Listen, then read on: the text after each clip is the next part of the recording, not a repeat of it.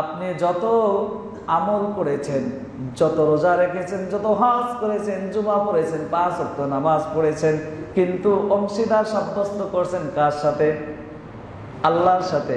তাহলে সমস্ত আমল নামা আল্লাহ তাআলা বিনষ্ট করে দিবেন। নাউজুবিল্লাহ। তাহলে এত আমল করার পরে সামান্য অংশীদার শিরক করার কারণে যদি আমল নষ্ট হয়ে যায়, তাহলে আমরা সেই অংশীদার করব না। কইছে আমরা চলে যাই মাজারে, বাজারে, পাথরে। শিরক কিভাবে? শিরক কাকে বলে? শিরক হচ্ছে যেই জিনিস আল্লাহ করতে পারেন মিসাল ছাড়া, যে আল্লাহ তাআলা পৃথিবী সৃষ্টি করেছেন, আমাদেরকে এক ফোঁটা নাপাক পানি দিয়ে সৃষ্টি করেছেন।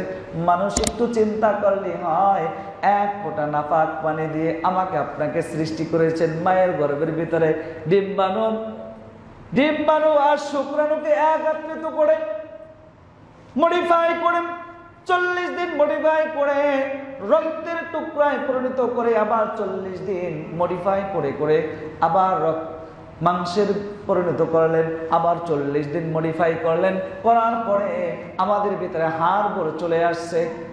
40 দিন মডিফাই করে আবার আমাদের মানুষের আকৃতিতে তৈরি করলেন। এমন করে আবার যখন আমাদের মানুষের আকৃতি চলে আসছে, আসার সাথে সাথে আমাদের ভিতরে রূহ দিলেন। কি দিলেন? রূহ দিলেন। আর এই রূহকে বাঁচানোর জন্য খাবার প্রয়োজন আছে কিনা? আছে। আমি আর আপনি বেঁচে আছি, আমরা যতক্ষণ বেঁচে আছি ততক্ষণ কিন্তু আমাদের নিঃশ্বাস নিতে হবে, খাবার নিতে হবে, অক্সিজেন নিতে হবে, পানি গ্রহণ করতে হবে, হবে কিনা? যখন চলে যায় তখন আমাদের শুধু কায়াটা পড়ে থাকে, আমাদের খাওয়ানোর প্রয়োজন হয় না, অক্সিজেনের প্রয়োজন হয় না। এখন আমাদের মায়ের পেটের ভিতরে একজনের ভিতরে 2টা রূহ ঢুকিয়ে দিলেন কে? একটু চিন্তা করলেই হয়ে যায় কিভাবে আসছে। সে আল্লাহ তাআলা আমাদের খাবারের ব্যবস্থা করলেন, আমাদের নাভির সাথে, মায়ের নাভির সাথে অ্যাডজাস্ট করে দিলেন। অ্যাডজাস্ট করে দিয়ে মায়ের রক্ত ধারা আস্তে আস্তে করে আমাদের শরীরের ভিতরে পুষ্টি ঢোকে, নিঃশ্বাস ঢোকে, সব কিছু কার সাথে জয়েন্ট? মায়ের সাথে। এটা কে করিয়ে দিয়েছেন? আল্লাহ করিয়ে দিয়েছেন। আরে মানুষ এতটুকু চিন্তা করলে সে কখনো আল্লাহর সাথে অংশীদার সাব্যস্ত করতে পারে না। আমরা কি থেকে কি এসেছি, আমাদের শরীরে কি ঢুকেছে, এই চিন্তাগুলি আমাদের মাঝে নাই।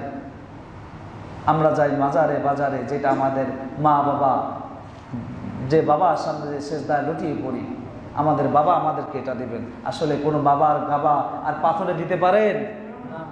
যে আল্লাহ তাআলা এক ফোঁটা নাপাক পানি দিয়ে আমাকে এত সুন্দর করে, লাকাদ খালাকনাল ইনসানা ফি আহসানি তাকওয়িম, এত সুন্দর করে আমরা আল্লাহর কাছে দরখাস্ত করে বলি না, আল্লাহ আমার 2টা চোখ দিতে হবে, 2টা কান দিতে হবে, 2টা নাক, নাকের 2টা ছিদ্র দিতে হবে।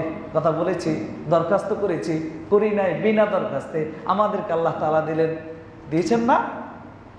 আরে এতটুকু চিন্তা যদি আমাদের ভিতরে থাকতো, তাহলে আমরা কখনো পথভ্রষ্ট হতে পারতাম না। আমরা চিন্তা করি কি জানেন?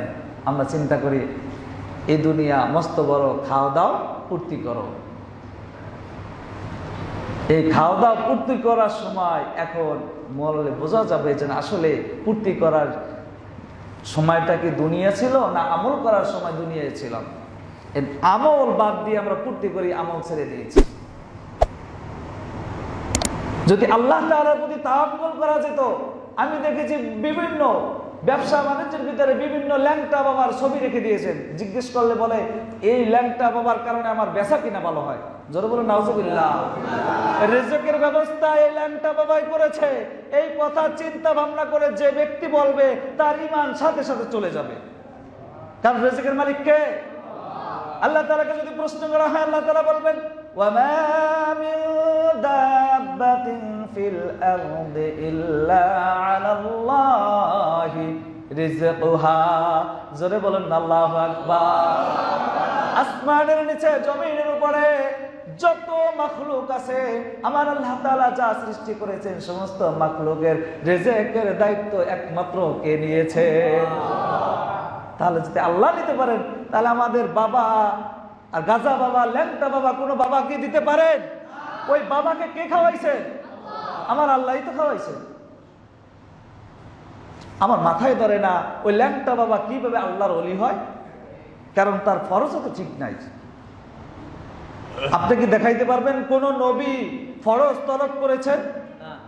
এমন যদি প্রমাণ থাকে তাহলে আমিও আর এই জামা পোশাক গায়ে দেব না। আমার রাসূলের ছোট্ট বয়সী তার মা হালিমাতুস সাদিয়া, দুধ মা, উনি কি করলেন? গোসল করাইতে নিয়ে একটু খুলে গোসল করাবেন, আল্লাহ রাসূল খুলতে দেন নাই। ছোট্ট মানুষ, তার বয়স কতটুকু ছোট্ট, ওই বয়সী।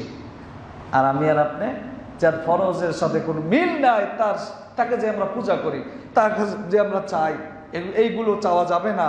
চাইতে হলে আল্লাহর কাছে। যদি আল্লাহ তাকে কবুল করেন, হয়তোবা আল্লাহ তাআলা আমরা বলবো কি, যারা আল্লাহর ওলি এই দুনিয়ার বুকে আছে, আল্লাহ তাদের উসিলা করে হলো আমাদের দোয়া কবুল করে নেন, ঠিক না?